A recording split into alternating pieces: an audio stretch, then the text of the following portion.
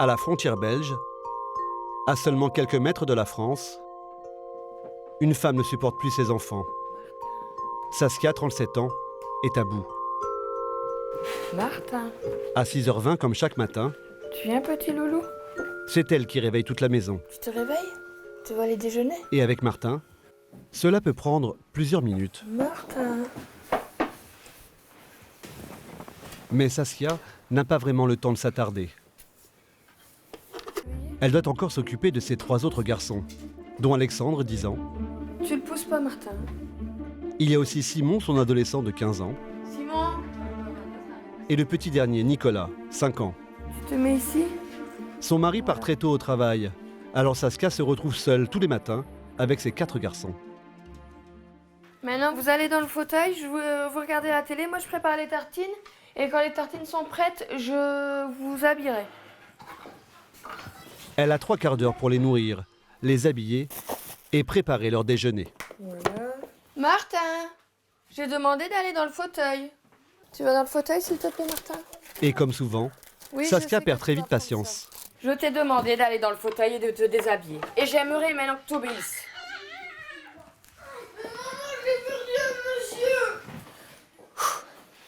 Mais on regardera tantôt. Maintenant, il faut se déshabiller, on va être en retard. Regarde, tu vas partir à 7h20, il est quart.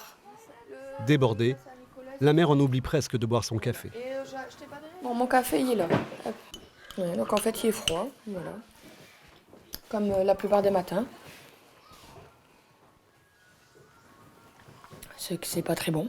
Vous avez le temps de penser à vous parfois, Saskia? Rarement. Je voudrais avoir à boire, s'il vous plaît. Oui, tu veux quoi? Je veux bien de l'orage sanguine, s'il te plaît. Et Nicolas, Témoin de t'as ce soif? désarroi, son fils aîné, Simon. Martin, t'as soif? D'habitude, le matin, c'est des cris et tout ça. Martin, tu peux aller mettre ton manteau. Surtout Alexandre, le soir pour les bains, parce que il y en a un, il va aller en premier, l'autre, il va aller en dernier, pour manger aussi. Ils sont fort difficiles pour manger. Maman, elle doit faire plusieurs repas des fois et tout. Est-ce que je peux y aller devant, madame? Vas-y, avance. Saskia a été diagnostiquée en burn-out maternel, un trouble du comportement qui la plonge dans un état de dépression grave. Comme elle serait de plus en plus de mères à souffrir de ce nouveau mal-être, la maladie des parents.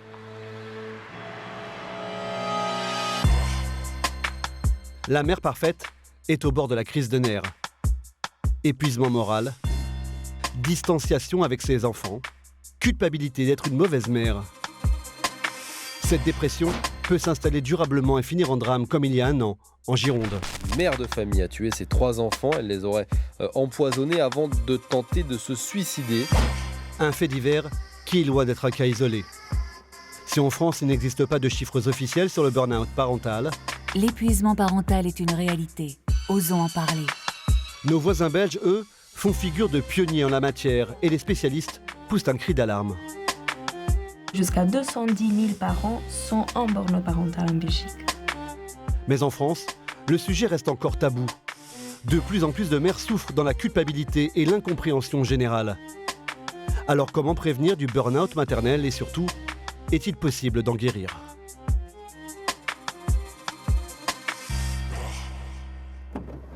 Allez, petit loulou, c'est ton tour d'aller à l'école. Tu me fais un bisou? À tantôt. C'est parti pour les autres. En Belgique, les matinées de Saskia se passent essentiellement sur la route. Ces 4 garçons fréquentent 4 écoles différentes. À partir de 6h jusqu'à 6h30, mon réveil il sonne tous les 5 minutes pour être sûr que je sois levée. Parce que j'ai vraiment pas l'envie de me réveiller parce que je sais la journée qui m'attend. Et par moments, on a envie de tout oublier et pas se réveiller du tout. Maternelle, école primaire, collège. Allez Alexandre, on va te ramener dans l'école? Au final, À tantôt. déposer tout le monde lui prend 1h30, matin et soir. Saskia parcourt plus de 70 km par jour. Le reste du temps, cette mère au foyer le passe chez elle, seule. Mariée depuis 12 ans, Saskia assume toutes les tâches du quotidien. Disons que mon mari travaille, donc c'est son aide pendant la journée, je ne l'ai pas. Mais le soir, je veux dire, il arrive et le repas, quand je l'ai préparé, tout est fait. Le bain, il est fait aussi, donc voilà. Ses journées sont rythmées par la préparation des repas et le ménage. Mais plus les mois passent, et plus le désordre s'installe. J'ai pas fait pendant un moment et maintenant je me retrouve avec plein de linge, quoi. Et après, il faut seulement, une fois qu'il est lavé, il faut seulement le plier et remettre en place, quoi. C'est très compliqué des fois. Cela fait 2 ans que Saskia est dans un état dépressif, quasi somnolent. Un état qui lui cause parfois des pertes de mémoire. Vous êtes perdu. Oui, mais vraiment. Pourquoi? Bah parce qu'en fait, c'est comme je disais, je réfléchis tout le temps, et je peux être là pendant 30 secondes et me dire je dois faire quoi? Je sais pas, j'ai mis mes affaires. D'habitude, en fait, la veille, quand je décongèle la viande, je la mets toujours dans le micro-ondes et là, je me retrouve coincée parce que je sais pas où je l'ai mis. Elle est décongelée, mais je sais pas où. Elle est ici. Voilà. Des troubles de la mémoire, dus selon elle à ses antidépresseurs. Donc c'est les médicaments qu'on m'a prescrits pour mon burn-out maternel. C'est quoi? C'est un calmant et un antidépresseur. Vous avez été diagnostiquée en burn-out, Saskia? Oui, j'ai été diagnostiquée il y a pas si longtemps que ça. Et ça, si j'ai des angoisses, que je me sens trop dépassée, en fait, c'est pour calmer les angoisses. Du coup, voilà, aussi, j'en ai pas besoin, mais c'est un SOS au cas où je fais de grosses angoisses. À cause de ces crises, Saskia a plusieurs fois pensé à démissionner de son rôle de mère. Il y a des moments où j'ai envie de partir et tout laisser comme ça. Parce que j'en ai marre, parce que je suis fatiguée, parce que j'ai l'impression qu'il n'y a personne qui me comprend. Mais après, je me dis que les enfants ils ont besoin de moi et que si je suis pas là, c'est les autres autour de moi qui vont être dans la galère, quoi. Et je peux pas laisser cette galère aux autres, puisque j'ai voulu autant d'enfants, j'ai voulu être maman, donc voilà. Isolée, incomprise, la mère de famille s'enfonce chaque jour un peu plus dans la dépression. Alors pour s'en sortir, Saskia a démarré une thérapie.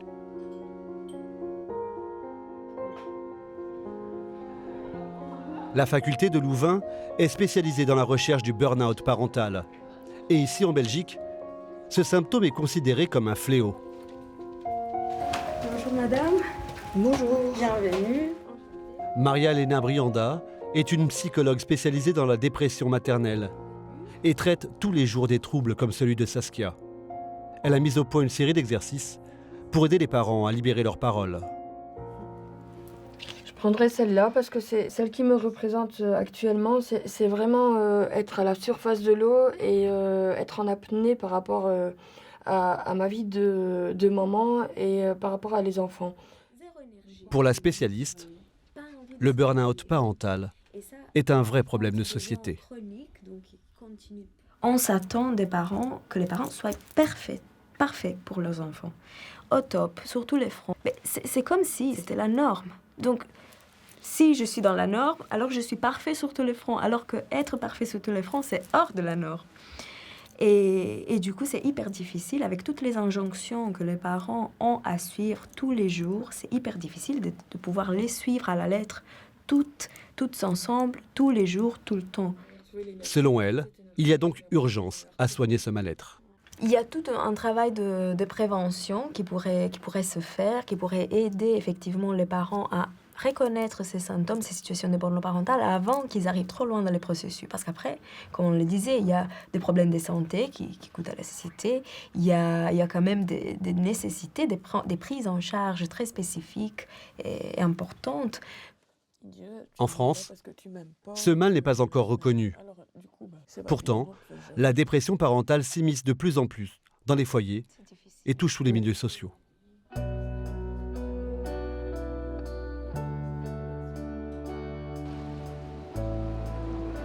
Dans une banlieue de Bordeaux,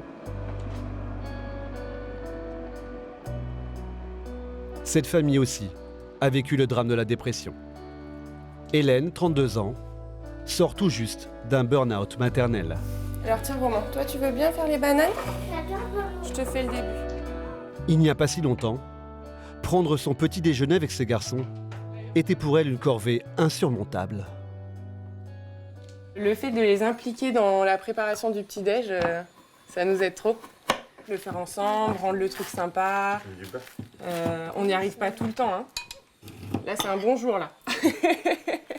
Mais aïe aïe aïe. Tu t'es coupé. Et devant les petits drames, elle sait dorénavant faire preuve de sang-froid.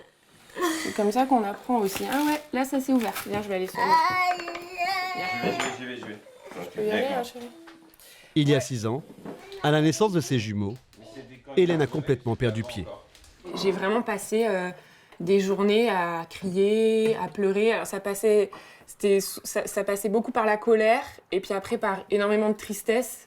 C'est le cercle vicieux, c'est-à-dire je peux plus supporter que ça se passe comme ça. Et puis après, mais comment est-ce que je peux être une aussi mauvaise mère? Comment est-ce que je peux être aussi méchante? Comment est-ce que je peux crier comme ça? Et alors du coup, là, je m'enfermais dans une pièce pour aller pleurer. David, lui, ne comprenait pas le mal-être de sa femme.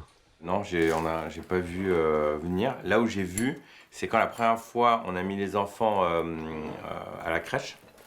Et là, à ce moment-là, je voyais vraiment la différence. Hélène, elle commençait à respirer, elle allait mieux. Et donc là, je me suis dit, ah ouais, ok. C'est qu'il y a vraiment quelque chose qui va pas. En France, la dépression maternelle n'est pas prise en charge. Pour s'en sortir, Hélène a suivi une thérapie pendant 4 ans. Mais ce qui l'a vraiment sauvée, c'est l'écriture. Depuis quelque temps, elle tient un blog dans lequel elle raconte sa vie de maman. Tu vas voir, ouais. Et toi? Ouais. Elles sont aujourd'hui 55 000 femmes à suivre les aventures d'Hélène sur Internet. C'est même devenu une petite entreprise car Hélène embauche 4 employés qui travaillent à temps plein pour son site. Ouais. Il y a même des interviews filmées de mamans en dépression. Ma manière de voir les choses a vraiment changé. De cette solidarité est née une véritable communauté, les Fabuleuses. Et ce que les lectrices adorent, ce sont les rencontres avec Hélène, des tables rondes où leurs paroles se libèrent. Ce matin, 2 jeunes mères se livrent sans ménagement. Disparaître comme ça d'un coup, tu éteins ton cerveau, t'es tranquille. J'ai jamais désespéré de pouvoir m'en sortir, mais c'est vrai que c'est des idées noires qui sont là, quoi. Un besoin de parler, de s'exprimer. Alors naturellement, Hélène s'est mise à organiser des conférences partout en France. Tout ce sujet de l'épuisement des mamans dépasse ma propre histoire, dépasse aussi l'histoire des gens qui sont autour de moi, que c'est un vrai sujet de société. Et nous, ce qu'on essaye de faire, c'est d'en parler avec beaucoup d'authenticité et de profondeur, mais aussi avec légèreté. Et pour insuffler un peu de joie à toutes ces mamans, elle finit toujours ses rencontres en musique.